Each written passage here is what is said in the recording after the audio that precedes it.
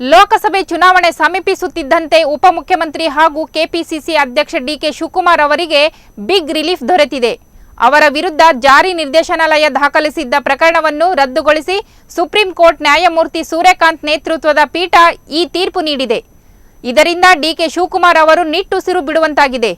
2017 August 2ರಂದು Bengaluru ಸೇರಿದಂತೆ ಇತರೆಡೆ DK Shivakumar ಅವರಿಗೆ ಸೇರಿದ ಮನೆ ಮತ್ತು ಕಚೇರಿಯ ಮೇಲೆ ಆದಾಯ ತೆರಿಗೆ ಇಲಾಖೆ ಅಧಿಕಾರಿಗಳು ದಾಳಿ ಮಾಡಿದ್ದರು.